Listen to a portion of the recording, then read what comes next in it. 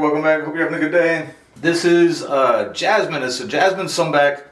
Not a very popular subject for a bonsai tree at all. Partially because if you ever bought young seedlings, it would take forever to get a trunk of this size. But also, it just kind of, it's a vine. I mean, it really doesn't have a whole lot of tree-like characteristics. But in previous videos with this guy, this stump was actually right in a chain link fence separating my neighbor and I. I kind of caught him out there one day. He was trying to clean up his side. I had been kind of working on cleaning up my side, and it was a good chance to ask him, you just want to dig this thing up. And so we kind of dug it up together on both sides of the fence there. Kind of disappointed now that I figured out how well this has survived in just this pot. I put it in here with just some used soil and basically the native stuff that was with it. Kind of wish I would have saved a couple other ones, but this was the biggest one, and actually the biggest one that was somewhat easy to get. A couple of those other ones we really had to destroy to pull out. I've been these never really, for me down here in Florida, they never really lose all their leaves. They just get ratty old growth. This is actually a new sprout this year, but this old ratty stuff here is just last year's growth. And then, like, you guys might be able to see just on some of these branches that it is just now starting to get some fresh new sprouts this year. And so I just want to take advantage of the growth spurt here, and I'm going to cut it way back and repot it. Might repot it just back in here, but I am going to try to get some better soil in it. It really all just depends on what it looks like when I get it up. I've got a couple bulb pans to look at and everything. We'll just have to see that at that time.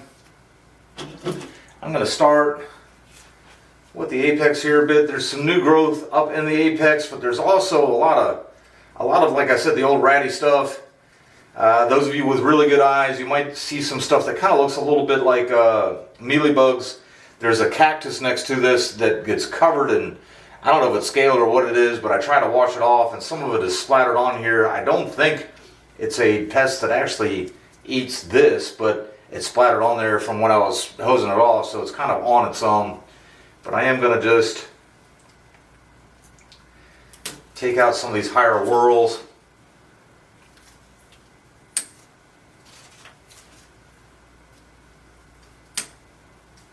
Actually, if I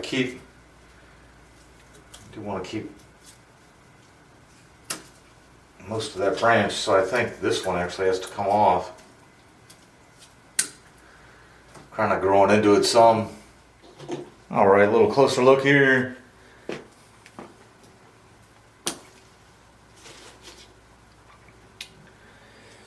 As I work along here, you guys may start to notice some blooms too. I really hate to be cutting these guys off, but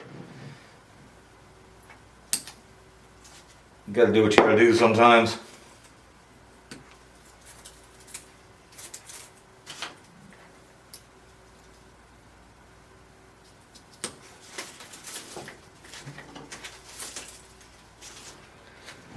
Trying to stick to some clip and grow, and that's what happens a lot. I mean, that happens with trees, but especially like a vining plant like this. But it's got some fresh sprouts there, so hopefully that cut there kind of works a little magic.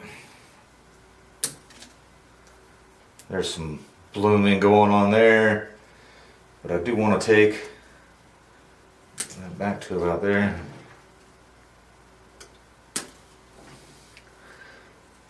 A few of these smaller sprouts I leave that are healing up, perhaps maybe a scar down below, but some of them come out in some really awkward positions too.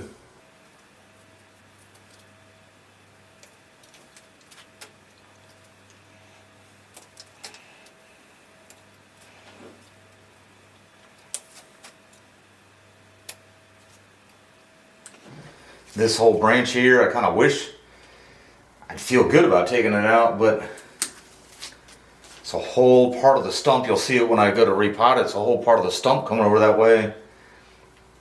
I don't want to cause the stump to get any dieback. So I'm just going to take it back to a couple of these little sprouts I see going here.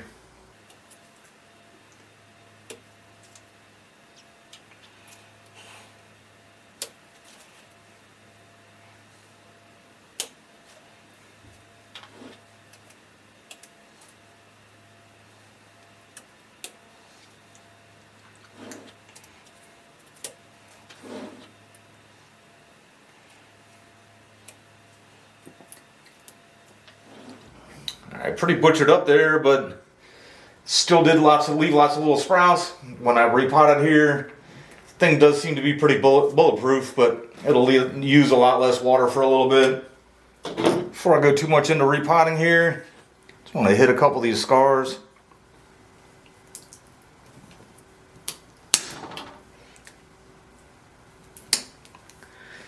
This is that one branch I was talking about. Part of the stump comes way off that way.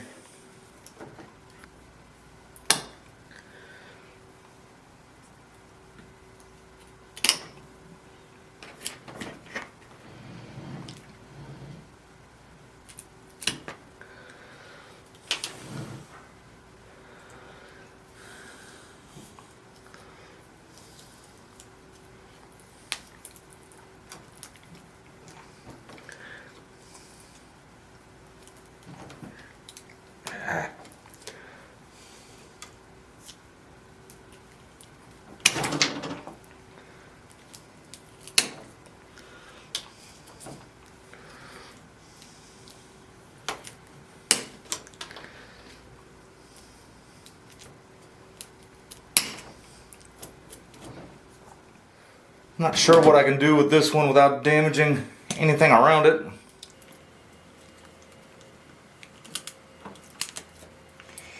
Not much.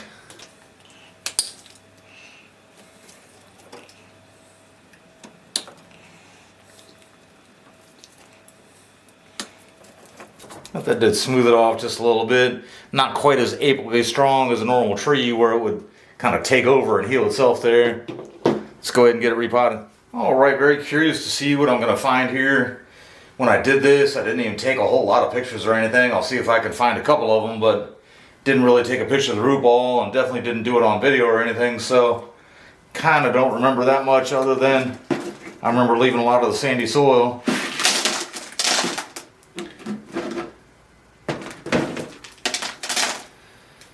And the roots definitely colonized the pot there. You can see that white. That's all the sand that was left over. That's pretty much our natural soil here, if you will.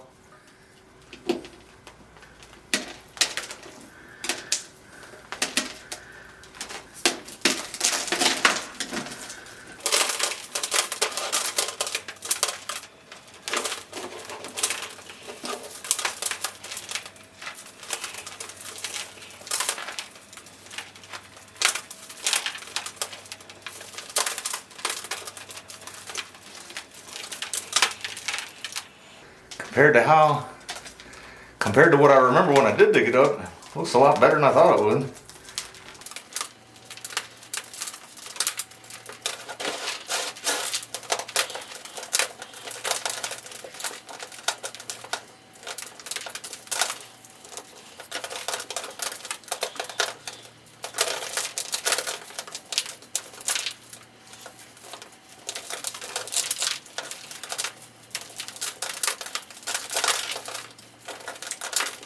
Alright, not bad. I think from the shape of it there, I think I will just go ahead and get it repotted back in that pot. Just repot it a little bit higher. And of course, trim some of these roots back.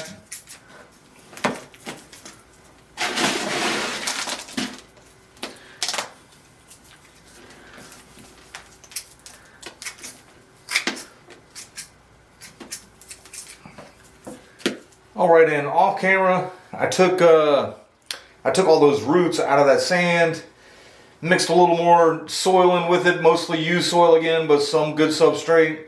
I was kind of really surprised how well that this vine, I guess, you know, if you will, still colonized the pot the way it did. I didn't think it'd do so well with container growing, so I think I'm just going to kind of leave it like it is now. I just, you know, actually have it like that. I did want to get it a little bit higher. So I've got it quite a bit higher. I don't want to bring it right up. I mean, I'll work that, I'll try to carve that out at some point. This is a pretty good sized trunk for a jasmine. I'm just going to now take and instead of filling in the edges, I'm going to knock these edges just down. That's more of the stump there.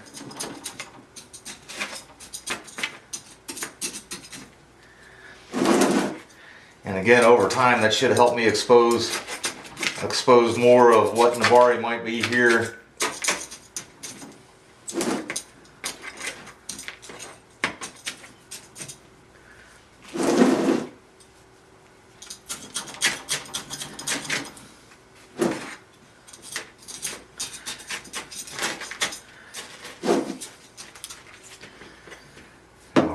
A little bit of this, quite a bit of the substrate came off here without really filling in the gap all that much. So I'll go ahead and just fill in a little of that.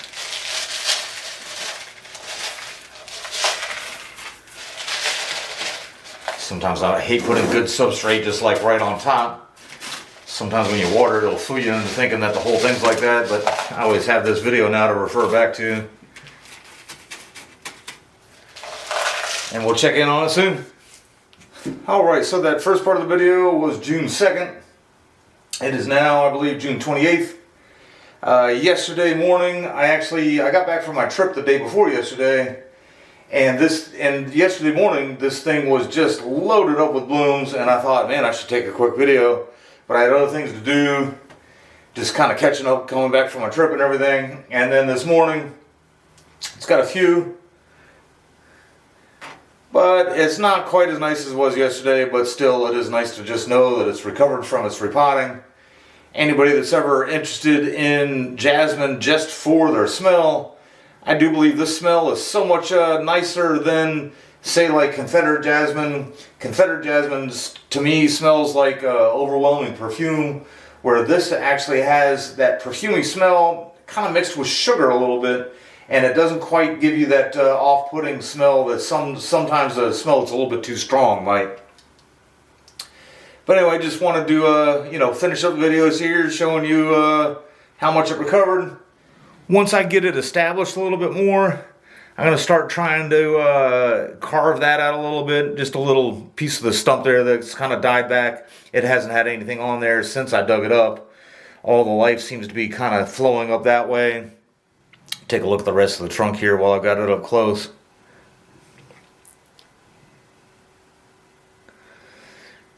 And the bloom there. It'll never look like anything, like a traditional bonsai, but at the same time, it does have a nice, thick, aged-looking trunk. So I think I can make something of it.